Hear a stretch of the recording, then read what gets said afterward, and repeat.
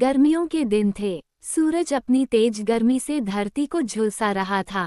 हर जगह पेड़ पौधे मुरझा रहे थे, नदियां और तालाब सूख रहे थे और सभी जीव जंतु पानी की तलाश में इधर उधर भटक रहे थे।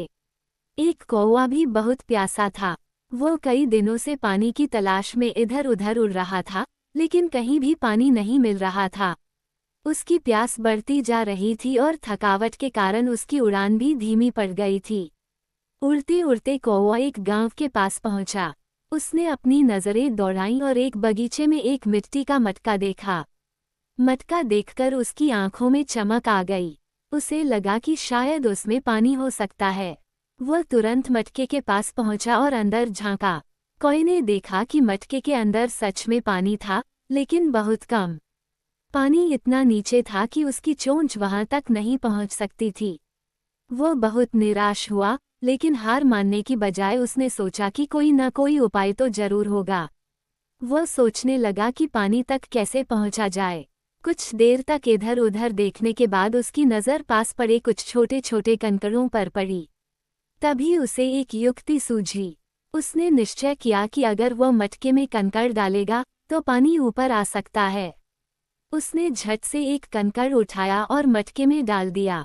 फिर दूसरा, फिर तीसरा और इसी तरह एक एक करके कई कंकड़ मटके में डालने लगा। धीरे धीरे जैसे जैसे वह कंकड़ डालता गया, पानी ऊपर उठने लगा। उसकी मेहनत रंग लाने लगी। कौवा और तेजी से कंकड़ डालने लगा। कुछ ही देर में पानी मटके के किनारे तक आ गया। अब कौवा खुशी से फूला नहीं समाया। उसने जल्दी से अपनी चोंच मटके में डाली और जी भरकर पानी पिया। ठंडा पानी पीते ही उसकी प्यास बुझ गई और उसकी ऊर्जा वापस आ गई। कौवा बहुत खुश हुआ। उसने अपनी बुद्धि और मेहनत से अपनी समस्या का हल निकाल लिया था। अब वह फिर से ताकतवर महसूस कर रहा था।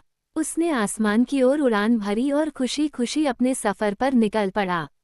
इस कहानी से हमें शिक्षा मिली कि बुद्धि और धैर्य से बड़ी समस्या का हल निकाला जा सकता है।